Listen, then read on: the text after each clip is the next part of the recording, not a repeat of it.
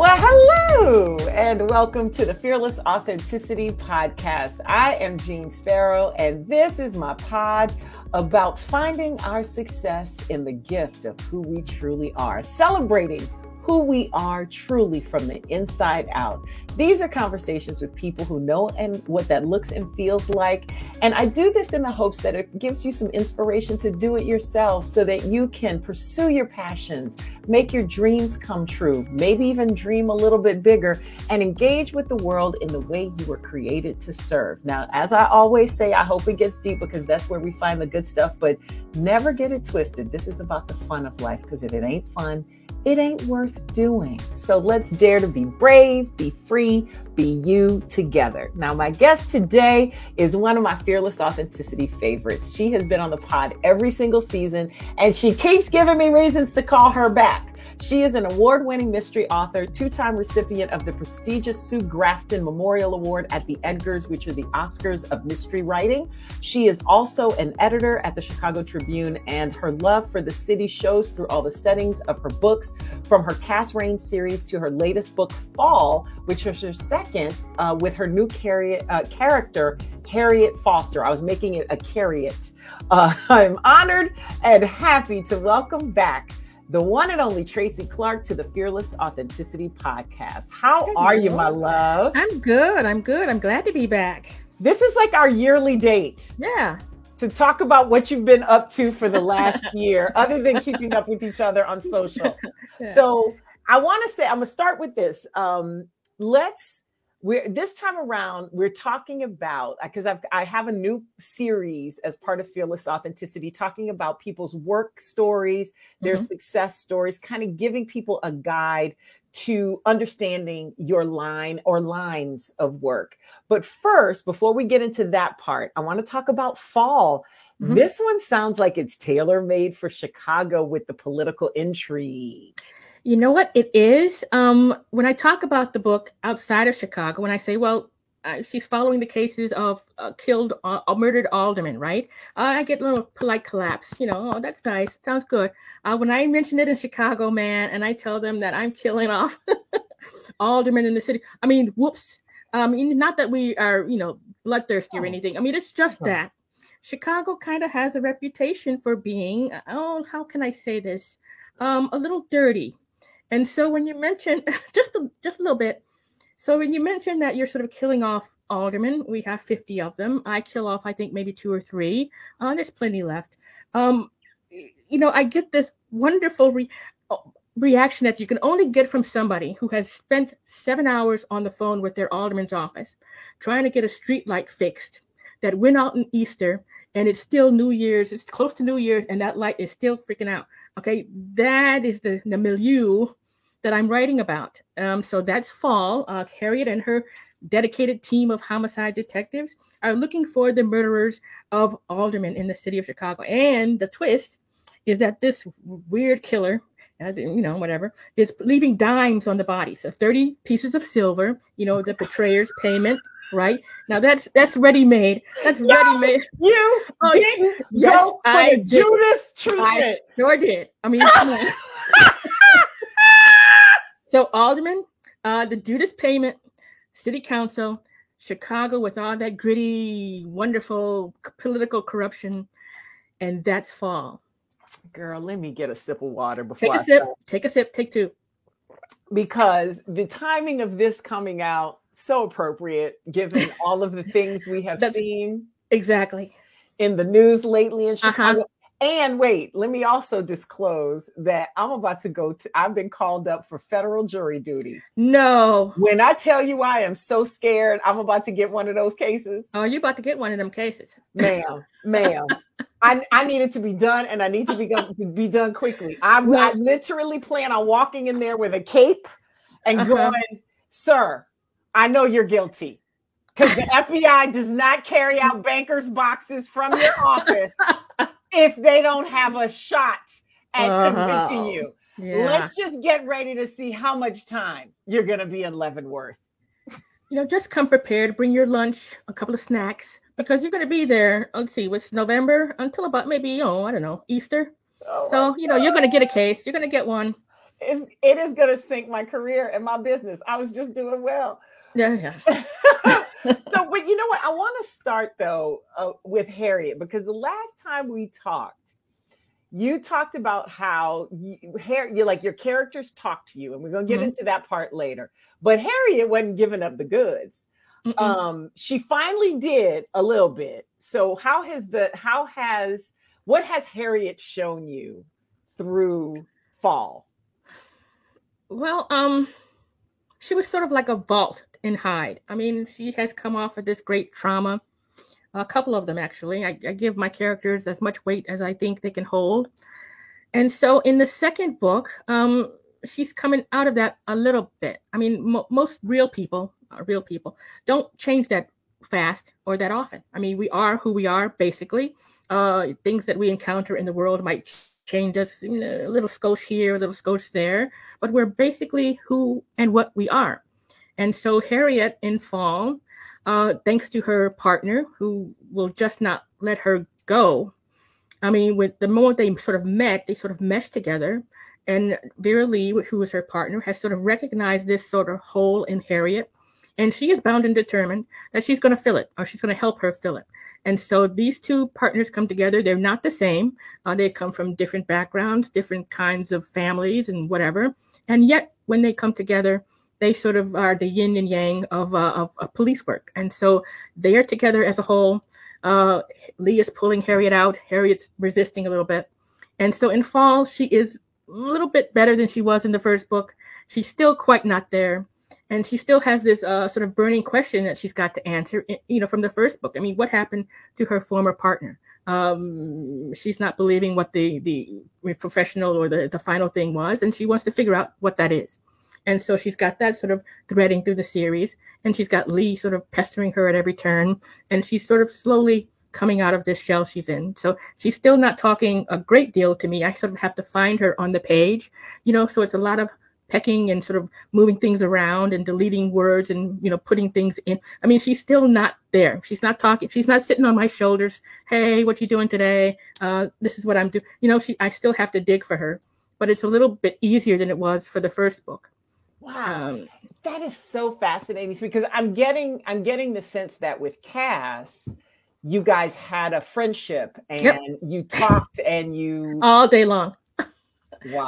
She's still in there. I mean, I can hear her voice also in there. And Harriet's in there in the back, in a chair facing the other way, doing her business and not talking to me. I have to go find her. And it's exasperating. I'm a pantser, as you know. It just means I don't have an outline or anything. I just sort of find my story as I sit down at my laptop. So I kind of have to peck and dig for her. And it's kind of fun, I guess, after it's done. But during the process of actually having to put these words on paper and get from page 1 to page 300 and some odd whatever, it's a lot of minor work. I need a hard hat and one of those little pickaxes. I mean, that's how it feels some days. I get up at 5:30 every day. That's my writing time. That's all the time I have. And I have to, produce something. Some days I can do that. I can get maybe 5-6 pages in. Sometimes I get a half a paragraph because there she is. There she is. And she sounds like the Miles Davis of yes. Like just turning, like he gets on stage, he's like, I'm gonna talk to my band. Right. Forget everybody in the audience. I'm just gonna talk to the band. Well, you know what? Let's start with the pantser conversation because like I'm an outliner. I mean, granted, I don't write fiction. But I'm an outliner, always have been, probably always will be, because I have to rein in this brain of mine, right? Mm-hmm. But your process is the exact opposite of that. You sit down, you fly by the seat of your pants. How did you discover that this was the best way for you to write? And how would somebody recognize that is trying their best to be the best writer they can be, or to be the writer that they are meant to be? I think you know it pretty quickly when you sort of sit down in your chair in front of that blank piece of paper. I mean, if you are a pantser, you just start because that's what your brain tells you to do. I've tried outlining because, that's the prevailing wisdom. This is what you do. You outline your story and then you write. But somewhere in my brain, it says, if I sort of got this outline in there, that you're done. You've told the story. It's got a beginning and a middle and an end. And now you can go have a cookie or something and you can go on to something. That's how my brain is twisted. And so I would rather, I have tried that. It did not work for me. What works for me is sitting there and having my fingers on the keypad and just starting.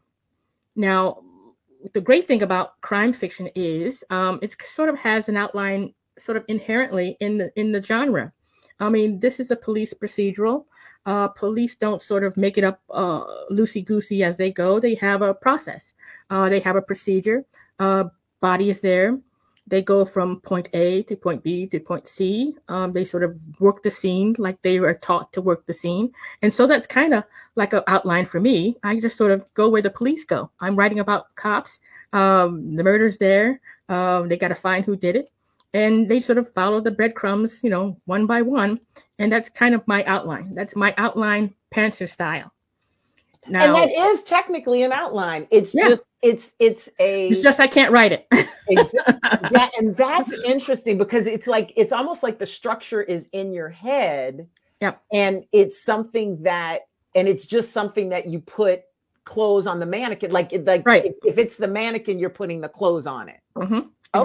Exactly. So that's the great thing about crime. It is what it is. You have to get to the end. You start at the beginning, and you can sort of peck your way around if your characters are willing to go. Most of them are. Harriet is not. Is mostly not. I mean, she's still sort of standoffish. She's still kind of quiet. She's still kind of sort of in this sort of pain sphere, and so when you're in that, you're not really, the life of the party. I mean, you're not, hanging from the lampshades or, chucking jokes or anything. You're here. And so everything sort of moves around her. So it's sort of interesting to sort of find her, to look for her and dig for her. And it's also sort of fun to sort of see what you sort of get out, little by little, little squibs of her. And so that's what the series is at this point. Me sort of drawing her out, trying to. The other characters trying to do the same thing, and then also coalesce because this is a new team, a new assignment, a new district, and she's got to deal with all of those little spinning plates. Wow, it also strikes me because I think about like one of my friends' cousins actually is a screenwriter, and she's like, by 20 minutes in, people have to have a hint of what is to come with, especially when you talk about suspense and keeping people interested and that sort of thing. And I think about how we as humans interact with other people and thus other characters, since they are people, because we do get attached to the characters in the books and the series that we like. So how do you have I hate to call it a formula, but do you have a formula for how you keep us invested in your process of getting to know the character? Because clearly we're on this ride with you. So as a writer, like, how do you build that suspense? I saw an article where you talked about some of the elements of suspense, but how do you know the right moments to bring it in? Or is it really still the character driving that piece of it and raising the stakes and kind of keeping us on the edge? Because I love mysteries and I love the way I feel at the end when it's all satisfied and you're like, oh, I can't wait to see what they do next. Well, yeah, I understand completely. I think that satisfaction comes from the character's journey. There are two kinds of stories I was told way back at the beginning when I was taking all these classes on writing, that they're either character-driven or plot-driven. And I sort of knew initially, right off the bat, that I was going to be a character-driven kind of writer because that's what interests me. And so I think if you sort of give readers characters that they can engage with and sort of want to see succeed or fail, it doesn't have to be just the bad, the good guy. The bad guy has a journey too. The anti-hero. Right. So you just want to give them characters that they can sort of grab onto and sort of engage in and want to see the outcome. They want to see whether or not Harriet gets better. I kind of want to see that too. So you sort of put her in this plot. You give her things in her path that she has to deal with. And then you see what she's made of. It's like sort of steeping tea in a teacup. The longer you leave the bag in there, the stronger it gets. And so that's what I want for her. I want her to sort of get to a point where she can get her life back, because she's living at this point, even in the second book, even though that journey in the first one sort of gets her a little closer to where she needs to be. She's only living a half life. She's great on the job. Wonderful, brilliant. She's solving the cases, finding the killers, bam. Okay, and when she goes home and takes that badge and that gun off, she's stuck. She's stuck in a house that isn't furnished. She's barely got a couch. There's no curtains on her windows. She's got an apple and maybe a banana in her refrigerator. She does not live there. It's just a place. Okay, and you don't live your life in a place. Right. But that's her journey. She's in book 2. I've got 2 more to finish. We'll see where she is at the end of book 4. Wow. You know, but she's sort of heading in the right direction, you know, but when you've had the amount of trauma that she's had, and such a profound loss, it's going to take you a bit before you get back on your feet and find your way again, even though you've got people around you who want that for you and are sort of pulling you in that direction. The steps you have to take yourself. I love this discovery because it just dawned on me how so many of us can relate to that, especially at a certain point in our lives. We've all experienced some kind of trauma, some kind of loss. And even if we are not where Harriet is, it's this, this resonance that it holds. Mm-hmm. That's interesting, Tracy. I like how you let them be them. I know. We've talked about that before, but like hearing this particular part of the process and how you're thinking about it and how you're meeting her where she is, especially at this point, kind of halfway through your journey with her. Mm-hmm. Now, here's the question. Are you sure that you're going to be done with her in 4 books? Nope. I don't. Okay. I don't know. I don't know where she'll be at the end of 4 books. I would hope that she would be closer to where she was before all of this stuff happened, that she would sort of find a way through this tunnel, sort of get to the point where she can live her life without regret and guilt. That's another thing. She's carrying a certain amount of guilt about the things that have happened. And she's got to deal with that too. So it's not only the loss, it's not only the grief, but the guilt that she could have done something more than she did. If she had just done this as opposed to that, things would have been different. And I think even real people do that all of their lives. And our book people have to be the same. They have to sort of mimic or ape real humanity. Otherwise, readers don't get it. They don't recognize that as themselves. And so you give them human on the page because we're human outside of the page, and hope that those characters resonate, good or bad, for good or evil. The bad guy has to resonate just as much as the good guy has to resonate. So you have to find that sort of pit of humanity and sort of bring it out and lift it off the page and give it to the reader and hope they like it. Man, there's a lot baked into that. Especially when it comes to a certain point in life, right? You do have to come to grips with those things. And I think, and for the first time, I'm realizing how books help you to process that and to get to the next phase. I never thought about that before. I never thought about my fiction as being, I've always thought about it as enjoyment and an escape. I never thought about it in terms of how it helps me process because of the way I see them move through things that I have as well. I hope that helps some writers to think about what they're putting onto the page. Yeah, you have to dig kind of deep, really. I mean, if these characters don't sort of flesh out, and if they don't remind us or we don't recognize them as human beings, we're not interested. I mean, they can do anything on the page. We're not invested, whether they succeed or fail or catch the killer or not, or, it's just there. You have to sort of get them in the sort of it's a nuclear spot right there and then sort of lift that out of there. Yep. Find their heart. Thank you so much once again for being part of the Fearless Authenticity podcast and family. Like, I feel like you're family now at this point. Yeah. I'll see you next when the next book comes out. I'll see you next book because there's always something else to discover. Thank you, Tracy Clark. Thanks, Jean. Thank you, Tracy. You are now a regular guest of the Fearless Authenticity podcast. I don't know how you crank those books out every year, but I'm glad that you do.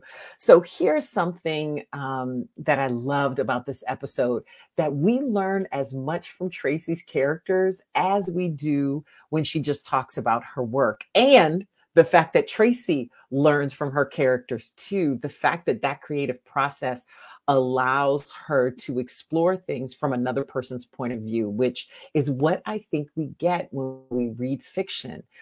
We get access to the inner workings of somebody else's minds in kind of a safe way. You know what I mean? I also love her compassion for her characters. The idea that Harriet in this book is processing loss and grief and guilt, which is something any adult can identify with, and maybe even get some help from seeing some of ourselves in her. And that goes along with Tracy's philosophy that if the characters don't remind us of ourselves as humans, then we're just not interested. And that's what keeps her going. And then finally, practical advice, because Tracy's always good with that. The idea that different times of the day we can use to tap into different parts of our brain for the work that we do. I know I have found that to be true in my own work, but I just kind of stumbled into it. But the fact that you can do it intentionally and kind of shape your days around what times you're good at doing what seems like some of the best productivity advice that anybody could ever use. So thank you so much, Tracy, for your insights, for your gift of writing. And don't forget to pick up her latest book. This is in the Harriet Foster series. It's called Fall, and you can get it, of course, at all your bookstores and wherever you buy books. I appreciate you, my Fearless Authenticity listeners, for your attention and support. I would not do this podcast without you, and I could not do it without my amazing production team. So thanks to everybody for your hard work every single week. I hope that you will rate, review, download, subscribe, and share this episode wherever you get your podcasts, including on YouTube, where the video version lives. This does really help to expand our reach and make an impact with more people. So I hope you will engage with the episodes, leave a comment, or maybe even make a suggestion as well. We welcome those too. I would also be honored if you joined my community, sign up for my newsletter at fearlessauthenticity.com. Follow me on social media at Ms. Jean Sparrow on YouTube, Facebook, and TikTok, at JM Sparrow on Instagram and Twitter/X, and whatever we're going to call it today. Thank you so much. This has been Fearless Authenticity with Jean Sparrow. We'll see you soon.